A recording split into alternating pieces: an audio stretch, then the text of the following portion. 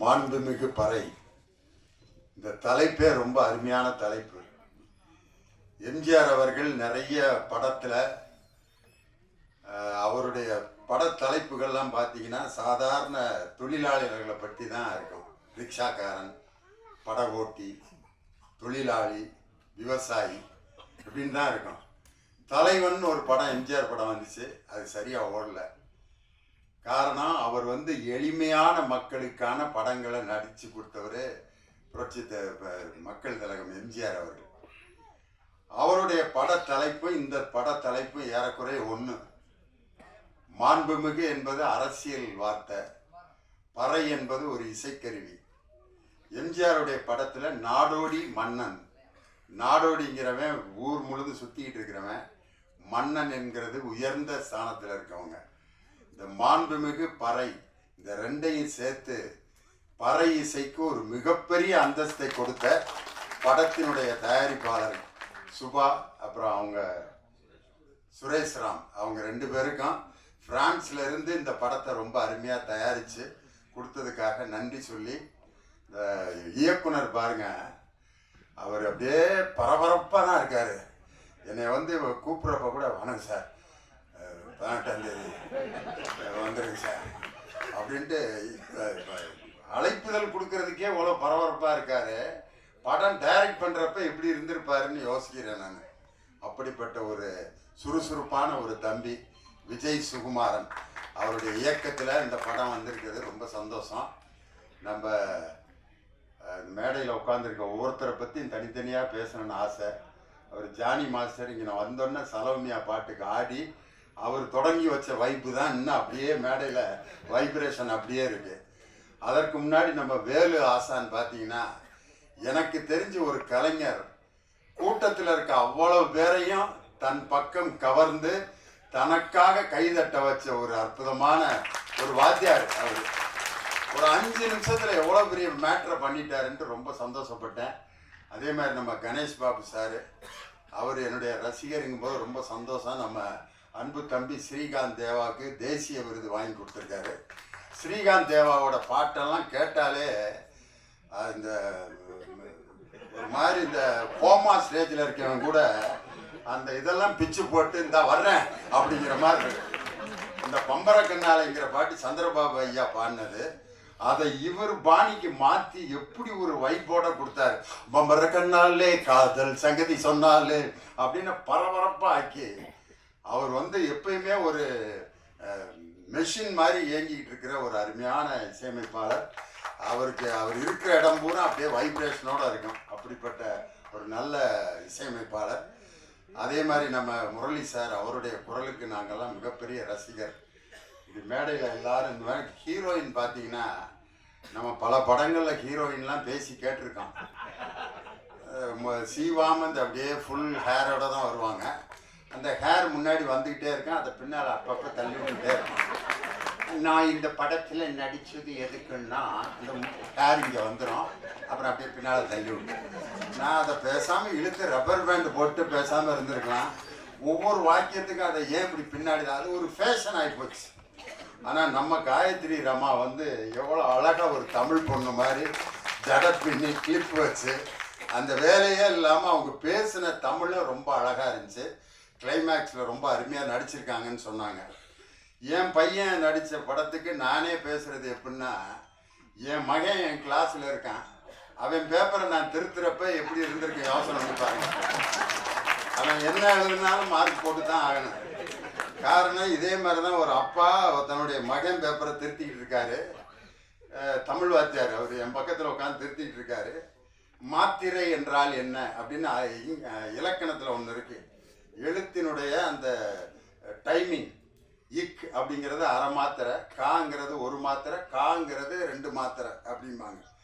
அதை சொல்லி எழுதணும். மாத்திரை என்றால் என்ன, எடுத்துக்காட்டுகளுடன் விளக்குக. அவன் மறந்துட்டான் படித்ததை, அவனுக்கு தெரிஞ்ச மாத்திரை எழுதியிருக்கான்.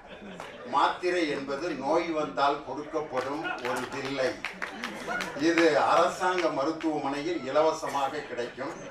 மெடிக்கல் ஸ்டோரிலே காசு கொடுத்தால் தான் கொடுப்பார்கள். அரசாங்க மருத்துவமனையில் கொடுக்கப்படும் மாத்திரையில் தானா ஆனா என்று எழுதியிருக்கும். இதுதான் மாத்திரை அப்படின்னு எழுதிட்டான். ஆனா உண்மையிலே அவனுக்கு மார்க் கொடுத்து தான் ஆகணும். தமிழ் இலக்கணத்தில் மாத்திரை என்றால் என்னன்னா கேட்டிருந்தாங்க. இல்ல மாத்திரன்னு கேட்டிருந்தா எழுதியிருந்தாங்க. பெத்த அப்பே ரைட்டு போட்டு மார்க்கை போட்டான் 5க்கு 5. என் பையன் நடித்த படத்துக்கு நானே போய் பாராட்டி பேசுறது அவ்வளவு நல்லா இருக்காது. ஆனால் இருந்தாலும் ஒரு பேச்சாளருங்கிற முறையில் என்னை கூப்பிட்டு வந்து ரொம்ப அருமையாக இந்த நிகழ்ச்சிக்கு வந்து என் முன்னாடியே பேசினார். ரொம்ப சந்தோஷம். இந்த 2 அப்பா அம்மா இன்னைக்கு மேடையில் ஒன்றா இருக்கோம். நான் என் பையன் தேவா ஐயா அவருடைய சன்னு 2 தலைமுறையும் ஒரே இடத்துல சந்தித்தது ரொம்ப சந்தோஷம். நம்ம தேனிசை தென்றல் தேவா சார் எங்கள் குடும்பத்தில் ரொம்ப ஒன்றுக்குள்ள ஒன்று. காரணம் அவரோட பாட்டை சொல்லி தான் பயங்கர பட்டிமன்றத்தில் ஹிட் ஆனோம். லாலாக்கு டோல் டொப்பிமா கண்ணே கங்கம்மா இடுப்பை சுத்தி திரும்பி பாரம்மா அப்படின்னு சொல்லிட்டு இந்த பாட்டு கவிஞர் வாலி ஒரு பெண்ணை பெருமைப்படுத்துவதற்காக எழுதினார் அப்படின்னு சொல்லிட்டு அதுக்கு விளக்கம் கொடுத்தோம். லாலா என்றால் திருநெல்வேலியில் அல்வா கிண்டும் இடம், டோல் என்றால் அடுப்பு, டப்பி என்றால் மாவு வைக்கும் டப்பா. இப்படி அல்வா அடுப்பிலே வேலை செய்யும் கங்கம்மா என்ற பெண்ணே, உன்னுடைய இடுப்பை அடிக்கடி திருப்பிப்பார். ஏனென்றால் ஸ்டவ்விலிருந்து தீ உன் சேலையில் பற்றிவிடக்கூடும் என்பதற்காகத்தான் கவிஞர் வாலி லாலாக்கு டோல் டோப்பிமா கண்ணே கங்கம்மா இடுப்பை சுத்தி திருப்பி பாரம்மா என்று எழுதியதன் நோக்கம் இதுதான் அப்படின்னு சொன்னோம்னா எல்லாரும் உண்மையா வாலி வந்து என்னை பார்த்துட்டு கண்ணீர் விட்டு அழுதுட்டாரு. சத்தியமா நான் இப்படி நினைச்சு எழுதவே இல்லைடா. ஏன்டா இப்படி ஒவ்வொரு பாட்டுக்கும் இப்படி அர்த்தம் சொல்லி உசுர வாங்குறீங்க அப்படின்னாரு. அந்த பாட்டு தேவாண்யம் பாட்டு அன்னைக்கு தொடங்கினதுதான். அவருடைய பாட்டு எத்தனையோ பாட்டு மேடையில் பாடியிருக்கேன்.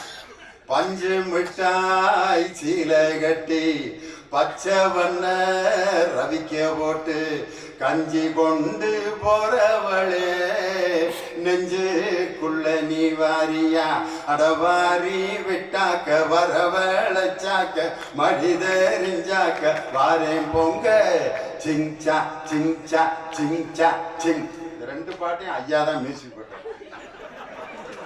2மே எதுல இருந்து எதை கொண்டு வந்து மேட்சிங் பண்ணியிருக்காரு பாருங்க. அவர் வந்து வெறும் கானா பாட்டு வெறும் குத்துப்பாட்டு மட்டும் இல்லை, கர்நாடக சங்கீதத்தில் அவர் எழுதி அவர் இசையமைத்த பாடல்களுக்கு நான் மிகப்பெரிய அடிமை. ஆனந்த பைரவிங்கிற ராகத்துல ஹரிகரன் பாடிப்பார்.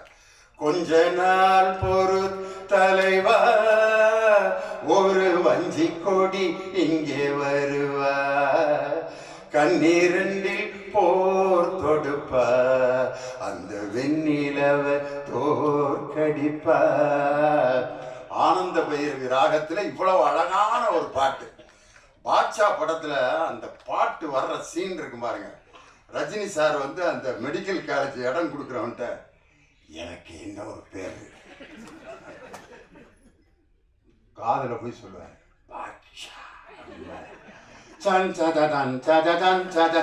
தங்க மகனின்று சிங்க நடை போட்டு அருகில் அருகில் வந்தால் அப்படின்னு சொல்லி அந்த கம்பீர நாட்ட ராகத்துல உண்மையிலே அவர் கர்நாடக சங்கீதத்திலும் மிகப்பெரிய வல்லமை உள்ளவர். இன்னைக்கு அவர் கர்நாடக சங்கீதத்துக்காகவே ஒரு படத்துக்கு மியூசிக் போட்டிருக்காரு. அந்த படம் மிகப்பெரிய சங்கராபரணம் மாதிரி வெற்றி அடையணும்னு சொல்லி நம்ம தேவா சாருக்கு என்னுடைய மனமார்ந்த நன்றி. இந்த படத்துக்கு அவர் தான் உண்மையிலே ஹீரோ. அதனால் அவருடைய பாட்டை பற்றி ஒரு தனி பட்டிமன்றம் போடலாம்னு நான் ஆசைப்படுறேன். அவர் கூடயே அவருடைய இசைக்குழுவோடு வச்சு மெல்லிசை மன்னரும் நகைச்சுவை தென்றலும்னு எம்எஸ்வி ஐயா கூட ஒரு 14 வாரம் விஜய் டிவியில் ப்ரோக்ராம் பண்ணான்.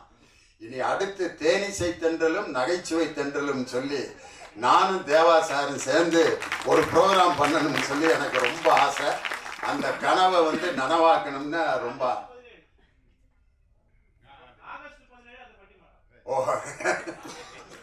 அது மாதிரி அவர் இன்னைக்கு மேடையில் இருந்தது ஒரு பெரிய சந்தோஷம். நம்ம இயக்குனர் திரைக்கதை மன்னன் ஐயா கே பாக்கியராஜ் அவருடைய படத்தில் வந்து ஒரு மறக்க முடியாத வாசகங்கள்னு நிறைய இருக்கு. அதில் அவர் படத்தில் இருக்கக்கூடிய அந்த மறக்க முடியாத காட்சிகள்னு நிறையா இருக்கு. இயக்குனர் கே பாக்கியராஜன் அந்த போடுற இடம் பார்த்தீங்களா, அது வந்து ரொம்ப ரசிக்கிற மாதிரி ஒரு இடம் இருக்கு.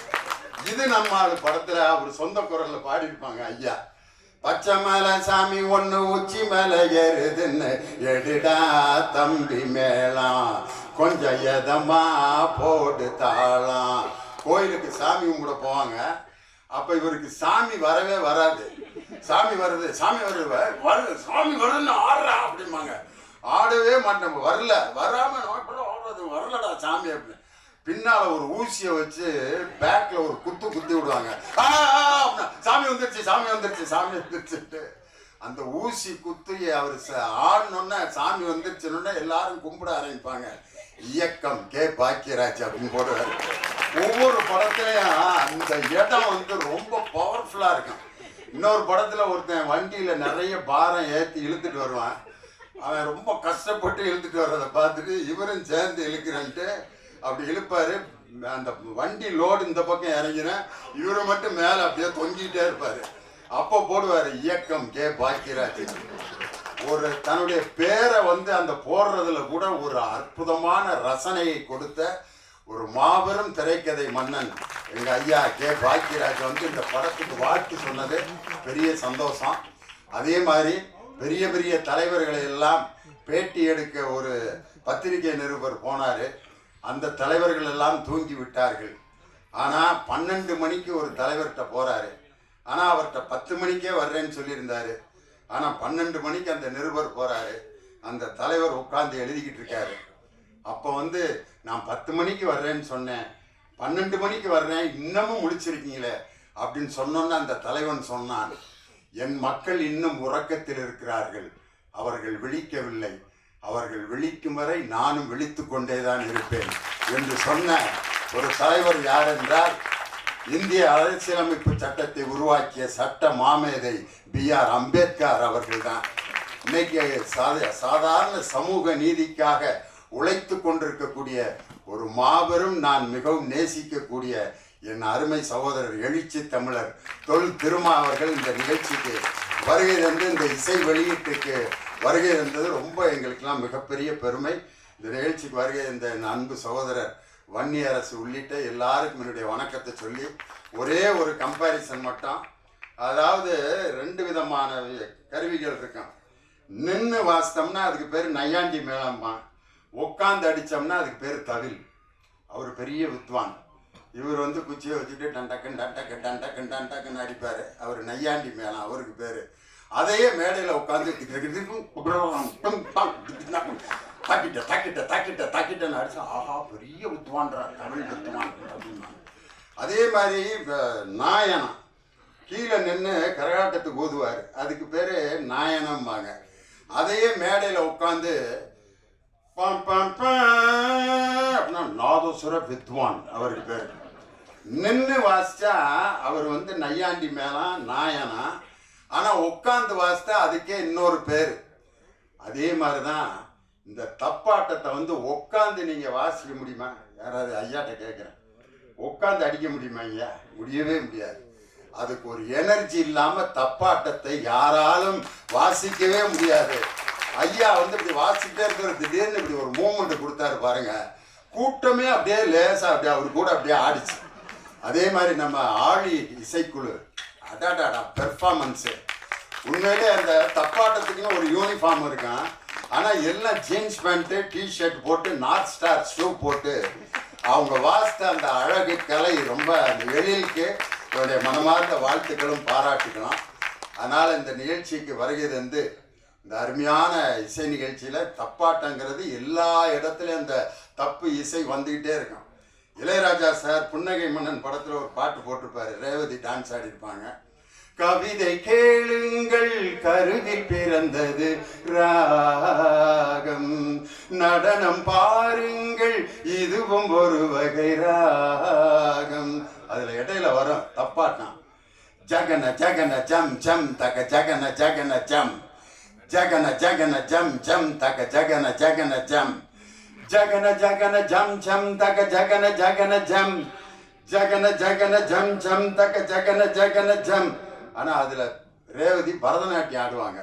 ஆனால் இது உண்மையிலே இது எங்கிருந்து பிறந்தது என்றால் ஒரு தப்பு, அதாவது பறை இசையிலிருந்து கிளம்பியது தான் இந்த அருமையான தாளம், ஜதி எல்லாமே.